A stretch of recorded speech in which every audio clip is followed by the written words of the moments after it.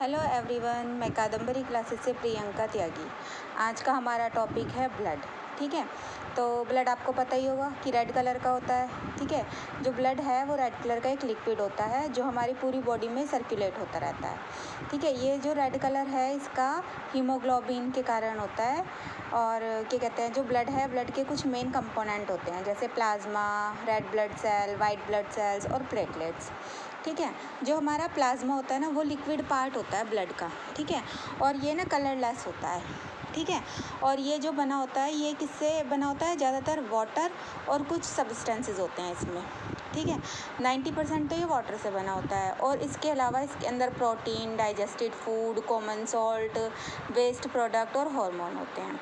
जो red blood cell, white blood cell and platelets जो है ना वो मिलकर पूरा प्लाज्मा के लिक्विड में पाए जाते हैं ये सारे। ठीक है, अब जो रेड ब्लड सेल्स हैं वो रेड होती हैं कलर में, और वो रेड किस लिए होती हैं? उनके अंदर एक पिगमेंट प्रेजेंट होता है जो कि हीमोग्लोबिन होता है।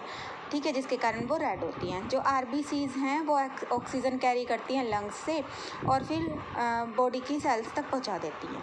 और जो रेड ब्लड सेल्स होती हैं ना वो सर्कुलर होती हैं शेप में और इनके अंदर कोई भी न्यूक्लियस प्रेजेंट नहीं होता और ये ना बहुत जल्दी बन जाती हैं। ठीक है, तो क्या कहते हैं, और ज़्यादा दिनों तक ये जीवित भी नहीं रहती हैं। ये कम से कम केवल 4 मंथ तक जीवित रह सकती हैं।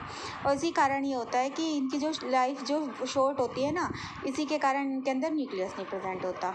ठीक है, और क्या कहते हैं, जो वाइट ब्लड सेल्स होती हैं वो क्या करती हैं? फाइट करती हैं इन्फेक्शन से, और ये क्या कहते हैं, प्रोटेक्ट करती हैं हमें किस डिजीज़ से।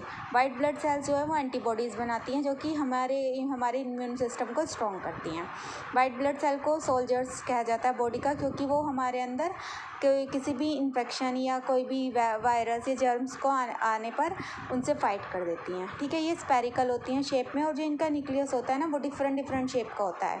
ठीक है, और जो WBC होती हैं ना ये क्या कहते हैं, बहुत ज़्यादा छोटी होती हैं RBC से।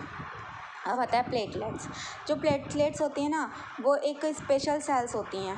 ठीक है, जो कि बोन मैरो से बनती हैं और इनके अंदर भी न्यूक्लियस प्रेजेंट नहीं होता। जो प्लेटलेट्स है ना वो थक्का जमाने में, देखा ना आपने, जब चोट लग जाती है फिर उस समय कुछ समय बाद उसमें एक कोटिंग सी बन जाती है। ठीक है, तो थक्का जमाने में ये काम करती हैं, कोएगुलेशन में काम करती हैं ये। और क्या कहते हैं, ये भी बोन मैरो से ही बनती हैं। ठीक है, और जितनी भी सेल्स होती हैं ना वो जितनी भी red blood cells, white blood sales, platelets, ये सारे बोन मैरो से ही बनती हैं और इन्हें हम स्टेम सेल्स भी बोलते हैं। ठीक है, अब इसके बाद आता है हमारा फंक्शन ऑफ ब्लड। जो फंक्शन होते हैं ना, कुछ इंपॉर्टेंट फंक्शन है ब्लड के। तो ब्लड है वो कार्बन डाइऑक्साइड लेता है बॉडी से और हमारे लंग्स तक पहुंचा देता है और फिर उसे ब्रीथ आउट कर देता है। ये ऑक्सीजन कैरी करता है लंग्स से और हमारी बॉडी के सभी पार्ट्स में सर्कुलेट कर देता है। ये डाइजेस्टेड फूड को भी हमारे स्मॉल इंटेस्टाइन से लेकर हमारी बॉडी के पार्ट में पहुंचाता है। ये जितने भी जो भी हार्मोन्स होते हैं ना, जो भी एंडोक्राइन ग्लैंड से सेक्रीट होते हैं हार्मोन्स, उनको हमारे डिफरेंट ऑर्गन्स में पहुंचा देता है। अब एंडोक्राइन ग्लैंड क्या होती हैं? जो डक्टलेस ग्लैंड होती है, जिनका सेक्रीशन सीधा ब्लड में मिक्स होता है। ठीक है, और ये जितना भी वेस्ट प्रोडक्ट होता है ना ब्लड हमारे अंदर से, वो लेकर लीवर से और किडनी के से एक एक्सक्रीशन करा देता है यूरिन के रूप में। अच्छा, और जो ब्लड है ना वो प्रोटेक्ट करता है हमें क्या कहते हैं, डिजीज़ से। अभी हमने पढ़ा था ना, वाइट ब्लड सेल्स सोल्जर्स होती हैं, तो वो क्या करती हैं? जर्म्स को और बैक्टीरिया को किल्स कर देती हैं जो हमें डिजीज़ जो हमारे अंदर डिजीज़ फैलाते हैं उन्हें।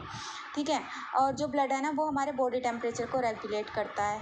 ठीक है, और क्या कहते हैं, कैसे करता है? जो ब्लड कैपिलरीज होती है ना हमारे स्किन के अंदर, ठीक है, उनका जो टेम्परेचर है वो उसे कांस्टेंट रखता है 37 डिग्री सेंटीग्रेड, और इसलिए हमारे बॉडी को का जो टेम्परेचर है उसे भी वो रेगुलेट करता है। आई होप आपको ये वीडियो पसंद आई होगी। वीडियो पसंद आई है तो इसे लाइक, शेयर और कमेंट करें। Thank you.